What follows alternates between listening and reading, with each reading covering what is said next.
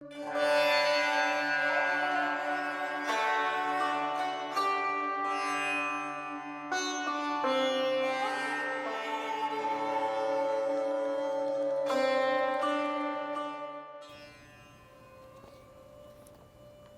morning, everyone. Continuing on our Merging with Shiva series, going through all the lessons in chronological order.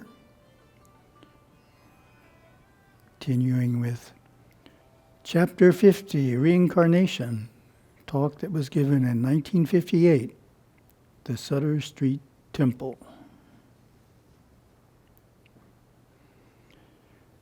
The next theory of reincarnation, governed by the throat, brow, and crown chakras, states that when an advanced soul leaves the body through the brow chakra or third eye, he enters a highly refined force field from which he is able to pick and choose exactly when and where he will return. At this point, he does not have to reincarnate as an infant, but could take an already well-matured physical body. In such a case, the soul inhabiting the body would have karmically ended this life and be involved in the reincarnation process, either dead or preparing to die. The advanced yogi would flow his awareness into the nerve system of the body, revitalizing it with the spark of his will, and consciously bring it back to life. He would face the problem of amalgamating himself with the memory cell patterns still resident within the mature brain. Affectionate detachment would have to be practiced as he adjusted to his new family and friends who wouldn't feel as close to him anymore. They would sense that he had changed, that he was somehow different, but would not understand why. Once his mission in that body had been completed, he could leave the body consciously, provided he had not created too much karma for its subconscious while inhabiting it. All such karma would then have to be dissolved before dropping off the body. This practice is exercised only by souls who have sufficient mastery of the inner forces to leave consciously through the Ajna chakra at death. So the key word there is consciously. Those who leave through that force center unconsciously would then reincarnate as an infant. A related law for those far advanced inwardly states that the reincarnation process can begin before actual death takes place. While still maintaining a body on this planet and knowing that death is imminent, the inner bodies begin their transition into a new body at the time of conception. After a 3-month period, the first signs of life appear, and the advanced being enters the newly forming physical body. During the 9-month gestation cycle, the waning physical body is in the slow process of death, and exactly at the time of birth, the death finally comes.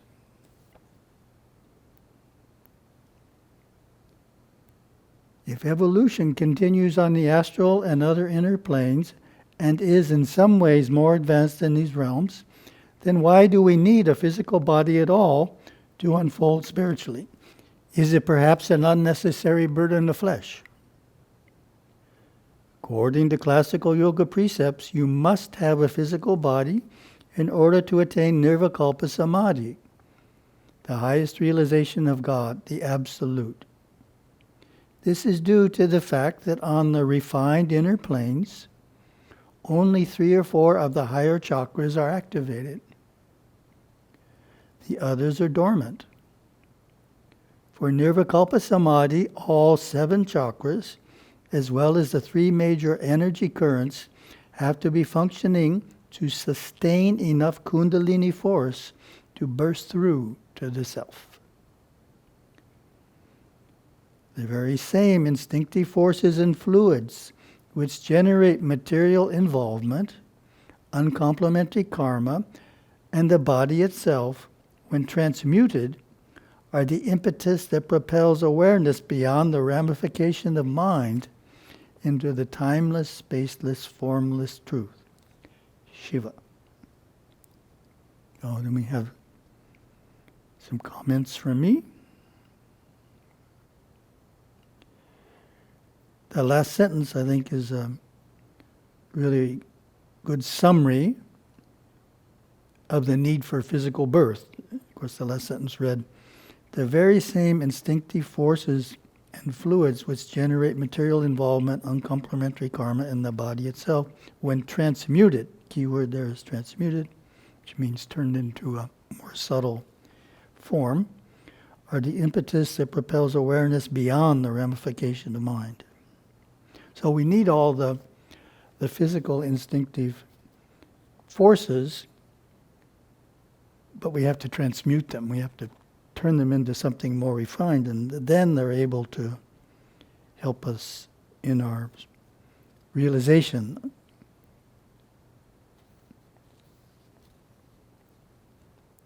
The sentence before that brought up the idea of the Kundalini force is needed. For Nirvikalpa Samadhi, all 7 chakras, as well as the 3 major energy currents, have to be functioning to sustain enough Kundalini force to burst through to the self. So we need a certain amount of Kundalini force functioning in order to realize the self. And that reminded me of some interesting quotes from the Lemurian scrolls. When a planet becomes old, it cools. Everything becomes static in it and on it. The beings inhabiting it exist together like a flock of birds or school of fish. So peaceful they are. Souls who need fire to realize the self could not do so on such an old planet. So the leaders pilgrimaged with their followers to perform the austerity of evolution on a fire planet such as Earth, a hot planet, a young planet. There will be other planets ready to be colonized at the end of the Kali Yuga. Inhabitants of Earth will be able to rapidly access them by traveling as a ray of their own inner light. Now, it's the next sentence that's important. The fire planet is cooling, and there is a Kundalini force that comes from the inner part of it, deep within its second and third world, a very refined primal force of which man's primal force on this planet is an extension. So that's what I was aiming for there, that Kundalini force of man actually relates to the Kundalini force of the planet, which relates to it being fiery on the inside. Back to the text. If you were to die at this very moment, where would what you call you go? Where would your awareness be drawn? The laws of death and reincarnation tell us that your awareness would go into various refined force fields of the mind, similar to some states of sleep, according to where you are in the mind at the time of death. So we made that point before, that the state of consciousness at the point of death is a very important one, and we want to make it as high a state of consciousness as possible. By a similar law on this plane, when a wealthy executive and a mendicant enter an unfamiliar town, one finds himself lodged at the finest hotel among other businessmen of his caliber, and the other is drawn of necessity to the slums. The entire process of reincarnation is the interplay of magnetic force fields. Should you reincarnate now, you would undoubtedly enter a force field which would approximate where you are inside yourself. Unless, of course, you had broken through barriers into a force field different from the one in which you are now living. In other words, to use an analogy that can also be applied to states of instinctive, intellectual, and superconscious awareness, if If you were living in America but had your mind centered in the force field called France, owned things imported from France, and spoke fluent French, you would undoubtedly reincarnate in France and act out that drama to its conclusion. So that again is that point of how what we desire determines what happens in the astral plane. Reincarnation and karma in its cause and effect form are practically one and the same thing, for they both have to do with the pranic forces and these bodies of the external mind. The sannyasin's quest is self-realization. To make that realization a reality, he always has to be consciously conscious of working out these other areas. Why? Because the ignorance of these areas holds and confuses awareness, preventing him from being in inner states long enough to attain the ultimate goal of nirvikalpa samadhi. That's very useful insight. We need to have a certain understanding of the states of consciousness so that we aren't constantly drawn into thinking about them. Little by little, as he goes on in his esoteric understanding of these mechanics, he unwinds and re-educates his subconscious. He conquers the various planes by cognizing their function and understanding their relation one to another. This knowledge allows him to become consciously superconscious all the time. He has sufficient power to move the energies and awareness out of the physical, intellectual, and astral bodies into Sushumna. Then the Kundalini force, that vapor-like life force, merges into its own essence. It is therefore the great aim of the aspirant on the path of enlightenment to live a well-ordered life and control the forces of the mind that propel him into cycles of life and death. He must strive to gain a fundamental knowing of the life-death reincarnation processes and to be able at the point of death to leave the body consciously as a matter of choice, depending upon the consciousness leading to the moment of transition.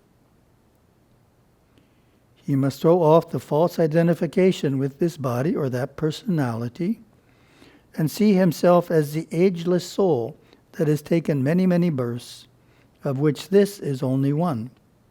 See deeper still into the total unreality of life and death, which only exist in their seeming in the outer layers of consciousness. For he is the immortal one who is never born and can never die.